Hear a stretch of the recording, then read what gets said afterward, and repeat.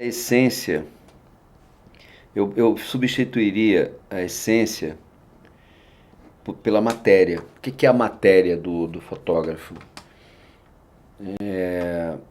A matéria do fotógrafo é a imagem.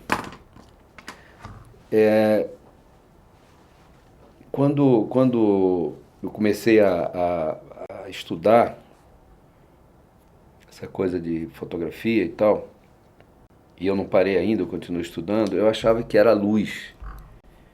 Depois eu comecei a achar que era a luz e o quadro. Depois eu comecei a achar que era no cinema o movimento e tal. Quando na verdade eu acho que é a imagem, a essência é a imagem. O que é trabalhar a imagem?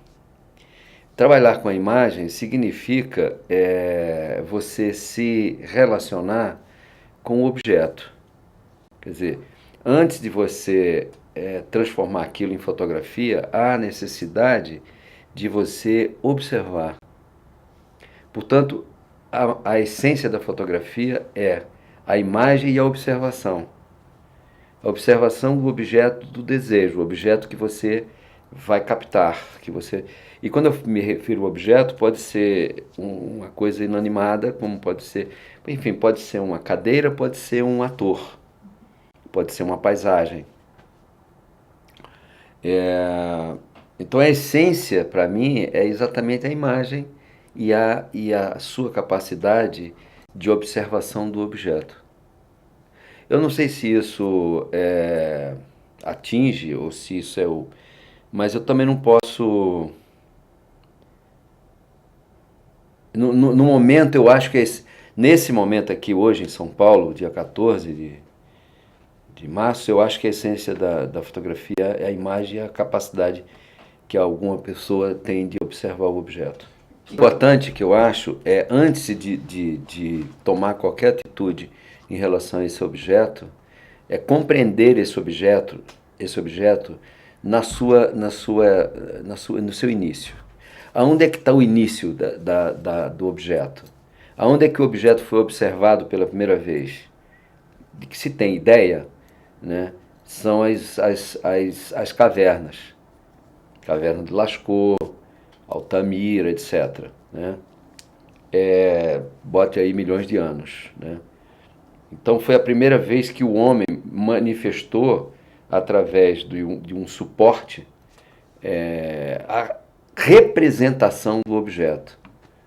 Tá certo? Ele representou e interpretou o animal, o objeto da caça, a casa, a morada, os astros, o sol. O sol é um elemento extraordinário, como ele aparece em diversas formas na cultura rupestre.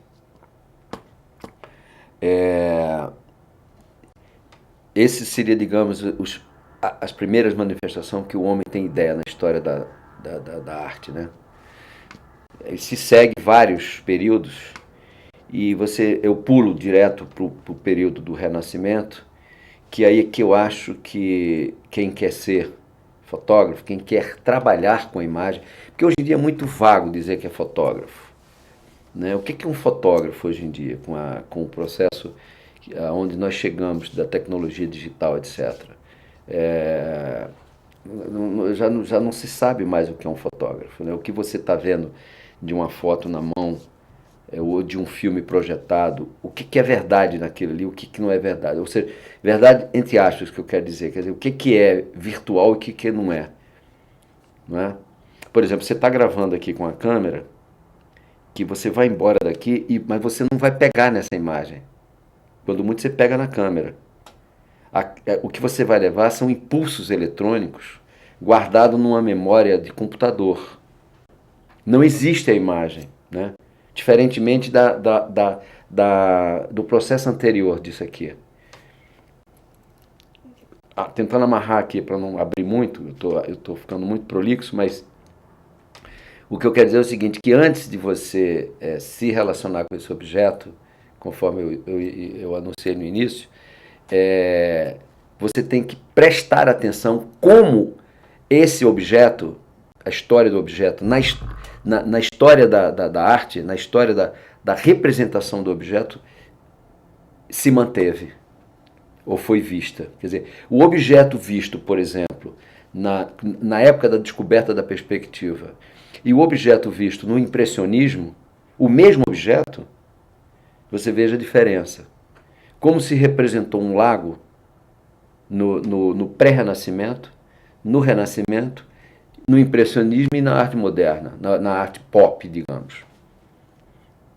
Então, antes de você iluminar uma cena, antes de você querer fotografar uma cena, fotografar uma pessoa, fotografar uma cadeira, uma cama, uma mesa, pense que tem por trás de você, querendo você ou não, isso é uma frase do Storaro, que é um grande mestre da fotografia italiano, querendo você ou não, tem por trás desse objeto, desse desenho, dessa pintura, dessa fotografia, dessa videografia, do que seja, mas qualquer produção de imagem que você fizer hoje tem por trás de você, consciente disso ou não, mais de 2000 anos de história.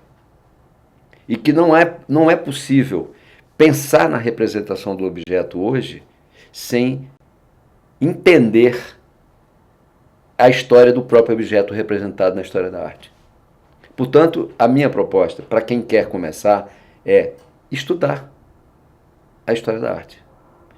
Antes de tirar qualquer foto. Porque tirar foto, gravar uma imagem, eu acho de uma forma muito simples tudo isso. Porque tudo que corresponde a uma tecnologia, existe manuais, existe publicações, existe a bula da câmera. Todo mundo que toma um remédio sabe que remédio está tomando. Portanto, todo mundo que pega uma câmera sabe a bula que aquela câmera tem. Agora, a representação, o conceito do que você vai fazer com isso, não tem manual. Está aqui e está aqui. E varia de pessoa para pessoa. E varia de história para história. Eu vou chamar de periférico, mas na verdade tudo é história da arte. Por exemplo, como que um jovem pode se interessar por fotografia sem conhecer Machado de Assis? Como que um jovem pode se interessar por fotografia sem saber uma diferença entre Caravaggio e Rembrandt? Como que um jovem pode se interessar por fotografia se ele não sabe a diferença de um poema concreto para um poema parnasiano? Inclusive até porque o poema concreto é um poema visual muitas vezes. Apenas visual. Como que um jovem pode se interessar por fotografia se ele não sabe a diferença entre uma música clássica e uma música renascentista? O erudito e o popular. Ninguém pode iluminar uma cena sem compreender a cultura que envolve aquela cena. E seja a cena que for, há sempre uma história daquilo que você está fazendo. E que não foi você que inventou. E que você precisa conhecer.